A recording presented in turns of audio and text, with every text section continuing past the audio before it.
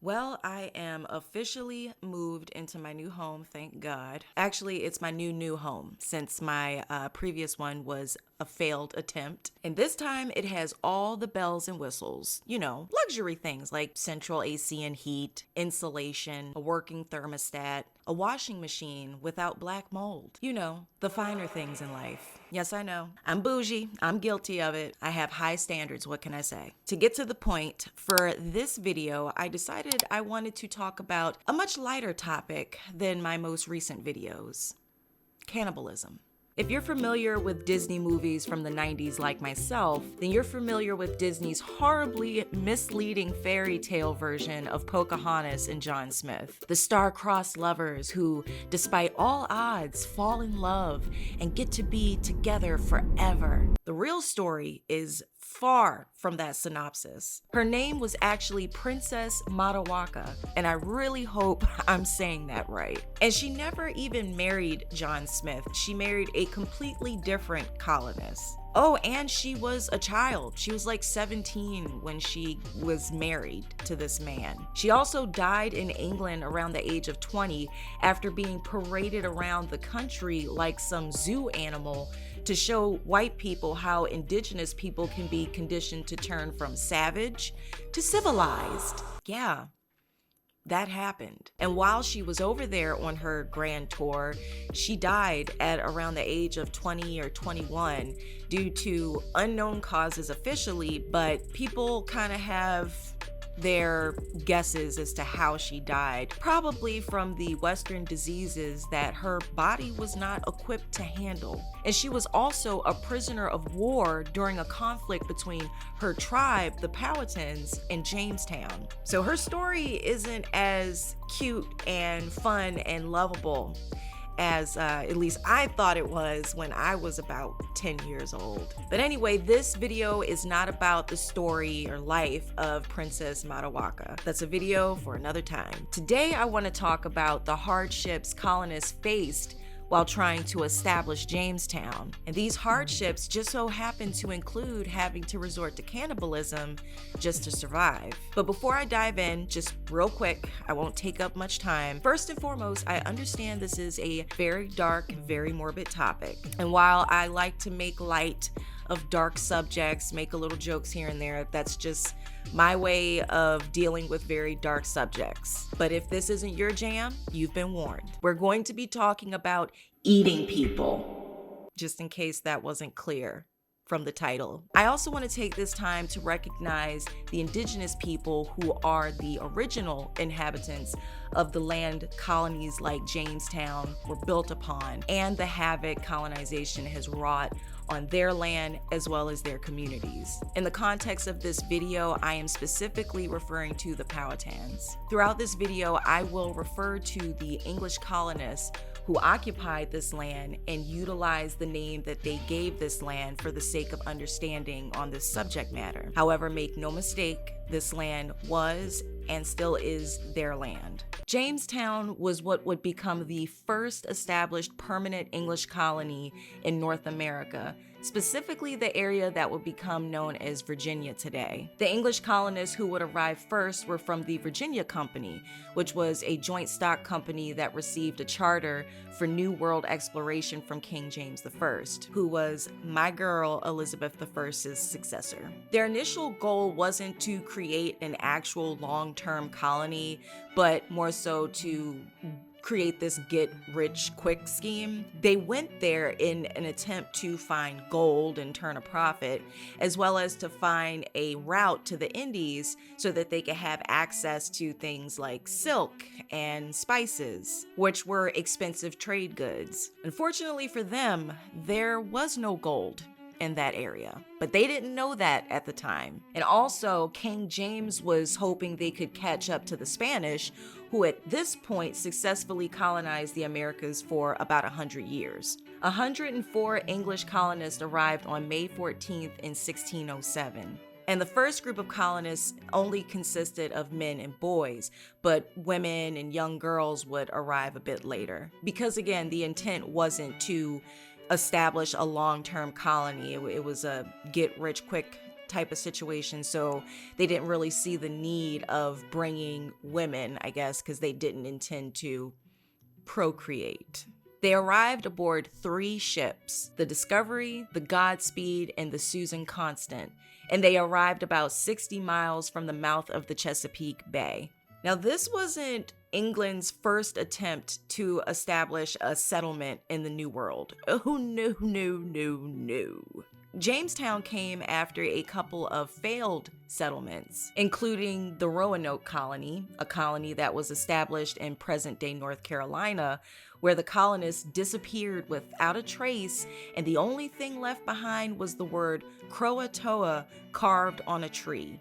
A mysterious story indeed, but for another time. The colony was led by John Smith, who was elected as council president of Jamestown. He won the hearts and support of his fellow colonists due to his excellent leadership skills. Even though he tried to lead a mutiny aboard one of the ships on the way to Jamestown and almost got executed for it. But that's besides the point, okay? He was an excellent leader. And so these colonists traveled across an expansive and treacherous ocean to an unknown land that they had no business in, where they would face ridiculous hardships. Many of them died from diseases that their bodies weren't equipped to handle. They also endured attacks from the local indigenous tribe, the Powhatans, and they were starving to death. They also did not anticipate the amount of disgusting bugs that would be in this area. I'm talking about disgusting little mosquitoes all over the place, just transporting yellow fever and malaria left and right. I mean, these guys were completely unprepared. These weren't experienced explorers, travelers, or,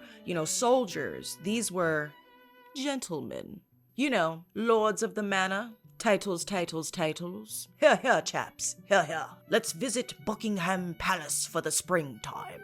Those type of people. People who typically had working class folks do their work for them. In England, the New World was wildly romanticized, leaving these colonizers to believe that the New World was bountiful with resources, tons of gold, tons of opportunities to start anew and become very successful. There was, food just growing everywhere, so you don't need to worry about being able to find food. The soil is just great in every inch of the area. It was just this paradise. But unfortunately for the colonists, that was far from the truth. And to make matters worse, they didn't realize that when they arrived, it was during a drought, and one of the worst droughts for hundreds of years. And that specific land, that area, was also no good for growing crops. Because unfortunately for these guys, they decided to settle in a marshland. And it's funny because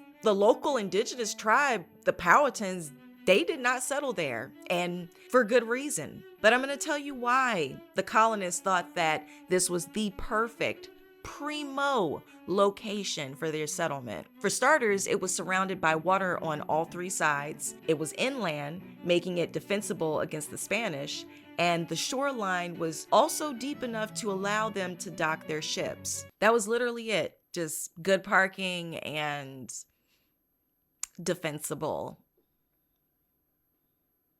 Yeah. As a result of their poor location selection and a lack of preparedness, from 1609 to 1610, the colonists faced what is known as the starving time. And during this time, several men, women, and children died from starvation and disease. And those who survived this horrific period either abandoned the colony altogether or they left and came back to bring supplies. And the starving time came about as a result of a few issues. First and foremost, of course, the area just not being conducive to growing crops, on top of the fact that there was this huge drought. And during their initial, setup phase, they were mostly focused on trying to find gold. And so instead of trying to prepare and buckle down for winter, they didn't. And so people began to starve. But what do these people do in an attempt to not starve to death? They raided the food supplies of the Powhatans. Yup. And this tribe was led by Princess Matawaka's father, or Pocahontas, as you may know her as, and his name was Chief Powhatan, but his real name was...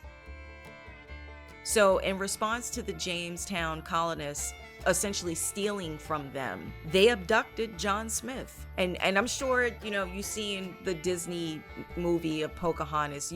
You remember that scene where they're about to execute John Smith, but then Pocahontas runs up and is like, oh no, don't do it, don't kill him. It didn't really go down like that. I'm not gonna get into the details. Again, that's a topic for another video. But what I will say is that they threatened him by putting on a mock execution of sorts. It was like a way for the chief to say like, hey, I can literally take you out of this world if I want to, no problem. But as part of it, Princess Matawaka, she interjects the execution and steps in on behalf of John Smith and begs her father, the chieftain, not to execute this man. Not because she, you know, loved him or anything like that. It was a way of saying, see, you know, our chieftain is a merciful man. But this was his way of showing this asshole mercy and letting him go. But a lot changed after that happened. The Powhatans were pissed, and they made that clear. Chief Powhatan made sure that any and all bartering for food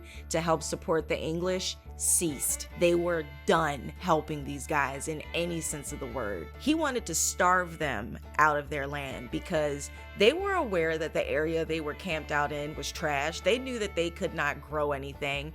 And then you're coming over here, you know, stealing from us when we're just trying to survive the winter as well. And also, instead of like actually talking to them, I don't know if they did attempt it, probably didn't, but I'm just assuming. You're in an area that's not your land. It's not your land. You are not from here, sir. And then you steal from me? So I can't say I really blame the guy. And to further make it difficult for them to survive, you know, via starving them, it also became impossible for the colonists to leave Jamestown and go hunting for game so that they could try to eat that way. And that was because the Powhatans would attack them. You know, you got some straggler walking around trying to hunt for the colony.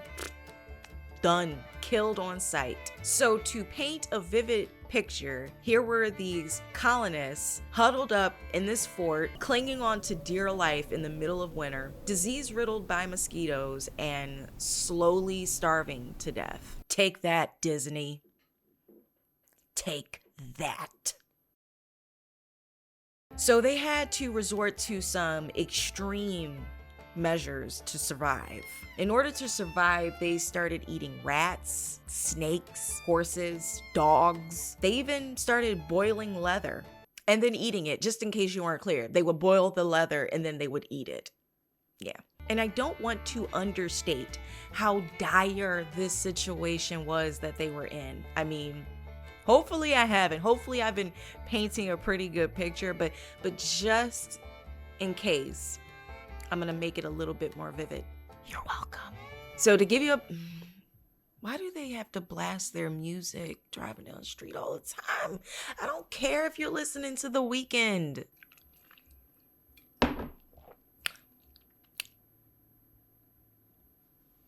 Just to give you a better idea of how miserable these people were, a group of planters who lived in Jamestown, they published a pamphlet in 1624 detailing what they witnessed and experienced during the starving time. And I'm gonna share an excerpt of that pamphlet with you.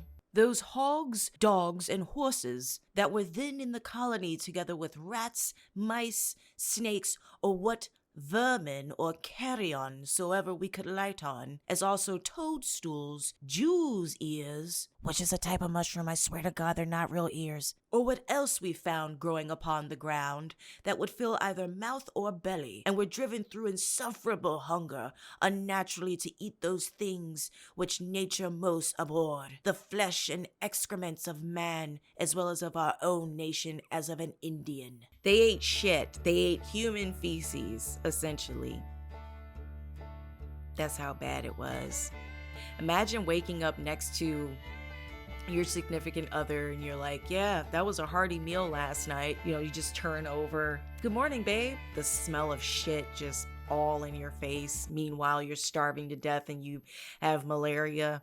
I'm just painting a picture here. I cannot imagine this being anything shy of hell on earth, especially because eventually, as you've already surmised, they resorted to cannibalism. And I'm gonna talk about it. Hell yeah. Digged by some out of his grave after he had lain buried 3 days and wholly devoured him, others envying the better state of body of any whom hunger had not yet so much wasted as their own, lay wait and threatened to kill and eat them. One among the rest slew his wife as she slept in his bosom, cut her in pieces, powdered her, and fed upon her, till he had clean devoured all parts saving her head, and was for so barbarous of fact and cruelty justly executed. Some, adventuring to seek relief in the woods, died as they sought it, and were eaten by others who had found them dead. By the end of the starving time, which was around March 1610, less than 1/5 of the colonists survived. Of those survivors, 60 remained at Jamestown and 37 were able to flee by ship. So there are several accounts of cannibalism at Jamestown from survivors, and some of them go into great detail. Some of the tales came from Jamestown deserters who fled the colony on a small ship called the Swallow. When word got to the Virginia Company about these rumors of cannibalism and starvation, they tried to get ahead of it by reporting it first because they were investing in this colony and the idea of the New World being this grand, jolly, bountiful place. And so they labeled them as rumors, and they just downright underplayed what was actually transpiring. I mean, really, they just kind of, denied it altogether. And this is because it was imperative to the company that this romanticized version of the New World remained in order to protect their investment. One of the most infamous reports of cannibalism occurring in Jamestown was actually reported by none other than John Smith. The event took place in Jamestown after he left, but he received a report about the event and he included it in a book he published in 1629 titled The General History of Virginia, New England, and the Summer Isles. In his book, John Smith wrote, "Nay, so great was our famine, that a salvage we slew, and buried the poorer sort took him up again and eat him. And so did divers, one another boiled and stewed with roots and herbs. And one amongst the rest did kill his wife, powdered her, and had eaten part of her before it was known, for which he was executed, as he well deserved. Now whether she was better roasted, boiled, or carbonadoed, I know not. But of such a dish as powdered wife, I never heard of." Carbonadoed means barbecued, by the way, and powdered means seasoned. I love how John Smith just couldn't help himself and had to crack a joke there, talk about some boiled wife and shit. Too soon, man. Too soon. "Thou'st preferrest a searing on both sides of the breast, if you know what thine mean." Okay, I'm done. John Smith wasn't the only one who published tales of cannibalism in Jamestown. A guy named George Percy, who was one of the original Jamestown settlers like John Smith, also published his experience while he was living at the settlement. He was part of the quote-unquote English gentleman class, and he served as president of the colony during the starving time. Percy kept a journal where he documented all that he had witnessed during his time at the colony. And in a manuscript he wrote titled, "A True Reliacon? Ralcion? Anyway, in the manuscript he states, "This was most lamentable that one of our colony murdered his wife, ripped the child out of her womb and threw it into the river, and after chopped the mother in pieces and salted her for his food, the same not being discovered before he had eaten part thereof." So this specific one reminds me of one of my favorite horror movies of all time. and it's called Inside. It's a French horror film that was released in 2007, I believe. They attempted to remake it, so if you're interested in watching it and you haven't seen it, avoid the remake. It's not as good. Go with the original French one, whatever one is oldest. But anyway, long story short, the film is about this woman who breaks into a pregnant woman's house and she performs a C-section on the mother while she is wide awake, alive, and she does it with a pair of scissors. She literally just cuts the baby out of her. It's brutal. It's a brutal film, okay? Look, I never said my channel was rated E for everyone, so, you know, it is what it is, okay? So here is another reported instance of cannibalism in Jamestown, and this one was also reported by John Smith. So there was another group of colonists heading from England to Jamestown in 1615 that became shipwrecked in Bermuda. 7 of the colonists were out fishing in a small boat, and unfortunately for them, they were blown away to sea. Of the 7 men, only one survived, and his name was Andrew Hilliard. So when things got dire and people were dying, Hilliard pushed the bodies of his fallen comrades overboard, but he couldn't bring himself to push the last guy off of the boat and into the ocean. And I'm gonna let John Smith tell you why. Per him, here is Hilliard's experience. Whereupon he stripped him, ripping his belly with his knife, throwing his bowels into the water. He spread his body abroad, tilted open with a stick, and so let it lie as a cistern to receive some lucky rainwater. And this God sent him presently after, so that in one small shower he recovered about 4 spoonfuls of rainwater to his unspeakable refreshment. He also preserved near half of a pint of blood in a shoe, which he did sparingly drink to moist his mouth. 2 several days he fed on his flesh to the quantity of a pound. So in summary, this man drank a pint of blood and ate a pound of flesh, which I'm assuming was raw. Eventually, Hilliard made it to shore and he survived. And these stories are not the only documented accounts of cannibalism in Jamestown. And some of them recount the exact same events with, slight variations here and there. There were debates as to whether or not cannibalism actually took place in Jamestown for a while. This one historian, Rachel Herman, who is a history professor at Cardiff University in Wales, published a paper in 2011 proposing that these documented accounts of cannibalism are but a myth. Herman states that tales of cannibalism at Jamestown during the starving time were just propaganda tools that were used to better control the settlers, as well as laws, food supplies, things like that. And these tales would help shape the future laws of other English settlements to come. This historian also states that these tales served 2 purposes. From 1610 to 1624, they were used to defend the colonial leaders and explain away the failures of these type of colonies or settlements, and that the starving time was something outside of their control that would never ever happen again. This has nothing to do with us. This is all stuff that is outside of what we were capable of controlling. It ain't my fault. I told you what no motherfucking ain't my fault. And while this much may have been true, I have no doubt in my mind, and some of these stories may have been fabricated or exaggerated, evidence would surface just a year after this historian published this paper confirming that cannibalism indeed did happen in Jamestown. These type of debates were put to rest when remains of a teenage girl were found in the summer of 2012. The remains were found in a cellar that was originally filled with trash, horse bones, and other animal bones whose meat had been used for sustenance.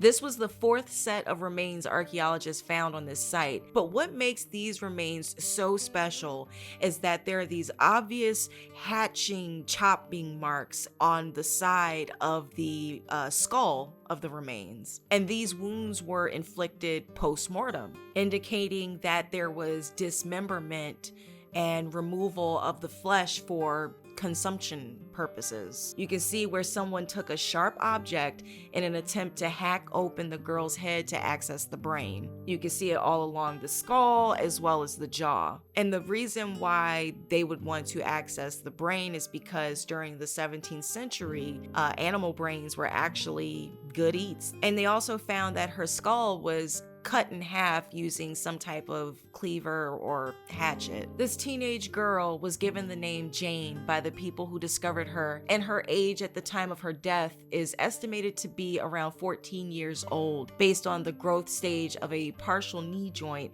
and tooth development. It's believed that Jane came to Jamestown in 1609 on one of the 6 damaged ships that arrived with extra labor and supplies to help the colony. Spoiler alert, it didn't help. By the time these ships arrived, the food supply was spoiled. They just could not get a break. And what's really messed up is that the poor souls aboard this ship who had already faced severe storms were now arriving in a settlement that was just going to hell, disease, famine, just all over the place. And those people included poor Jane. It's unclear as to how Jane actually died, and the remains that archaeologists found only make up 10% of her body. An artist did a recreation of what Jane may have looked like based on her skull, and this sculpture is the final product. To date, Jane is the only confirmed evidence of cannibalism occurring in Jamestown, of course, outside of the written accounts from people who were there. In the end, only 15% of the original colonists survived by the end of the starving time. And so many bad decisions were made that just led to the demise of so many people. Obviously, settling in an unknown land, completely unprepared, did not help them at all. Their plan to find gold and get rich quick completely failed because there was no gold. And then settling in a marsh-filled area that was not conducive to growing anything also screwed them over. And then, of course, stealing from the indigenous tribe that was so kind enough to barter with them in an attempt to help them survive, then pissing them off was not a good move. Not a good move on their part. But Jamestown would go on to eventually prosper. They would survive the starving time. I mean, they would prosper as good as a 17th century colony could.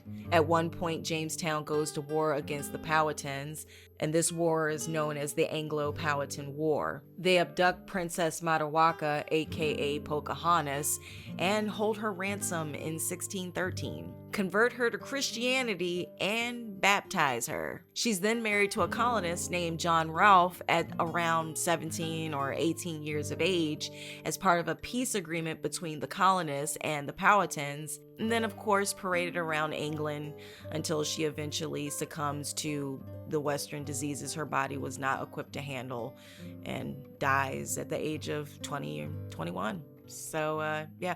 Oh, and Jamestown, they eventually become really successful at growing tobacco. Obviously, it's not the happy Disney ending that you may or may not have been looking for. Rage on that beat, going crazy.